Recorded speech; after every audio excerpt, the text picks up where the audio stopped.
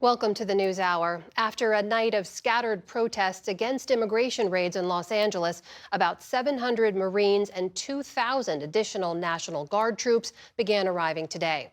California Governor Gavin Newsom and the state's Attorney General asked a court to block further intervention from the Trump administration. But protests against ICE spread to other cities around the country this week. And for his part, the president gave no sign of backing down, saying the Guard and Marines were needed in Los Angeles.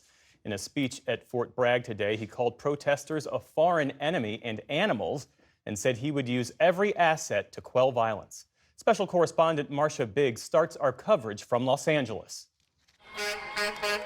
In downtown Los Angeles today, a tense calm on the streets, with a heavy presence of National Guard members expected to be joined soon by U.S. Marines. In the Oval Office today, President Trump flirted with the idea of invoking the Insurrection Act. If there's an insurrection, I would certainly invoke it. We'll see. But I can tell you last night was terrible. The night before that was terrible. So we had some bad people. We have people, they look in your face and they spit right in your face. They're animals. And these are paid insurrectionists. These are paid troublemakers. This morning, shop owners cleaned up several looted stores in downtown Los Angeles.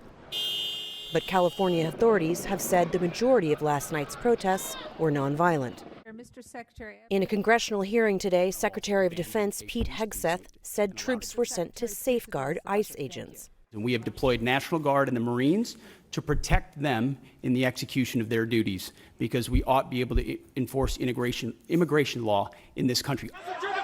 The deployment is expected to last 60 days, and a Pentagon official said it will cost about $134 million. Yesterday, LA Police Chief Jim McDonnell said bringing in troops complicated police response to the protests. The introduction of federal military personnel without direct coordination creates logistical challenges and risks confusion during critical incidents. And today, Representative Nancy Pelosi of California contrasted Trump's actions now with his handling of the January 6th insurrection.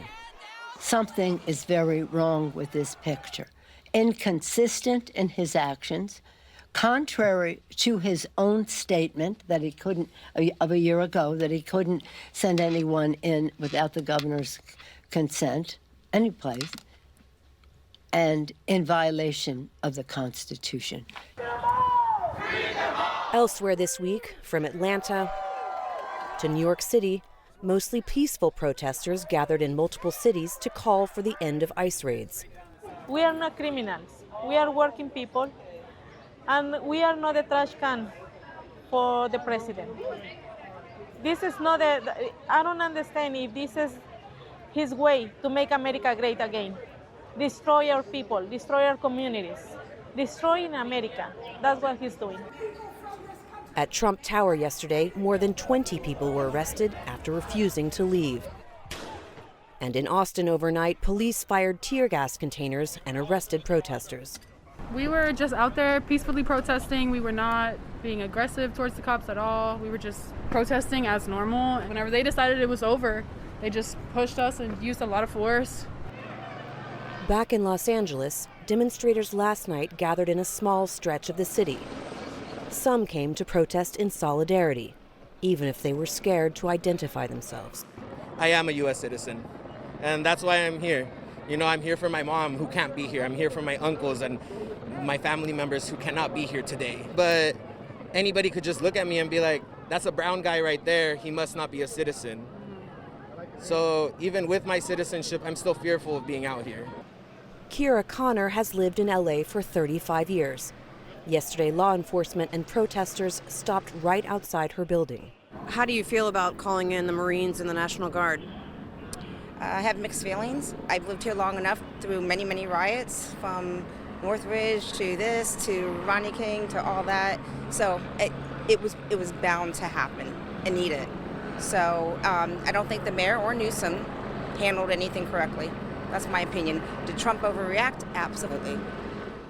She says Trump is right to deport undocumented criminals, but the way the raids were conducted is ripping LA apart and has struck some of the city's most vulnerable communities.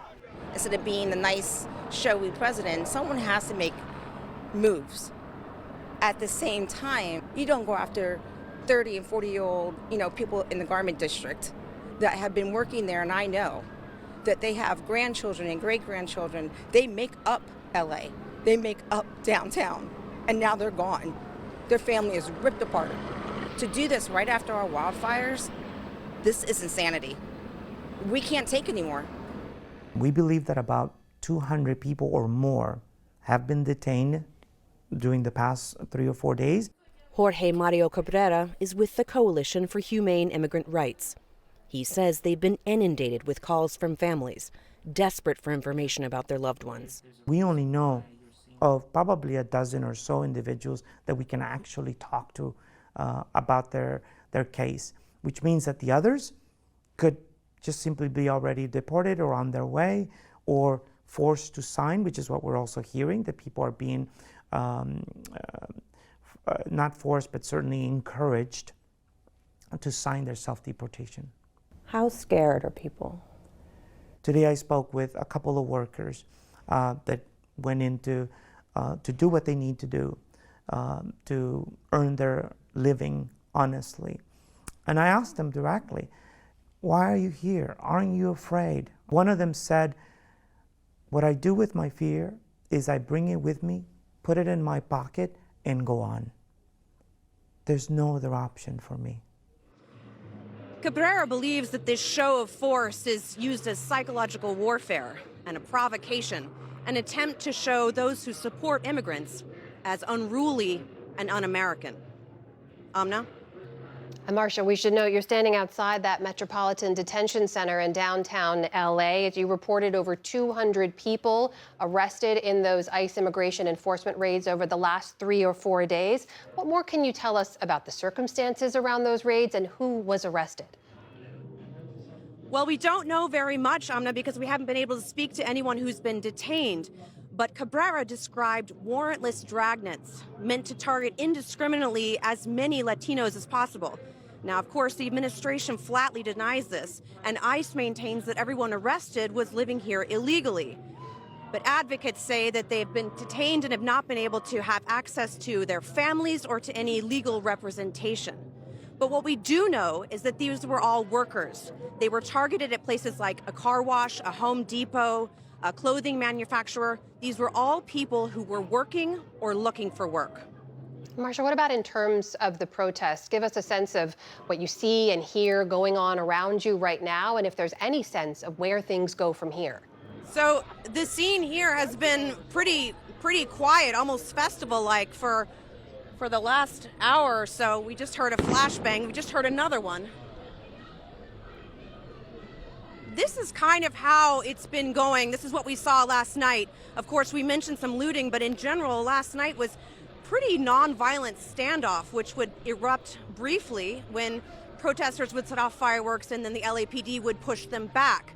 Also, keep in mind that this is happening in a very small slice of the city. It's only a few blocks of downtown LA, and in the rest of the city, Angelenos are going about their lives as normal. All right, that's Marcia Biggs reporting for us in downtown Los Angeles. Marcia, our thanks to you and the team. Please stay safe. Thank you.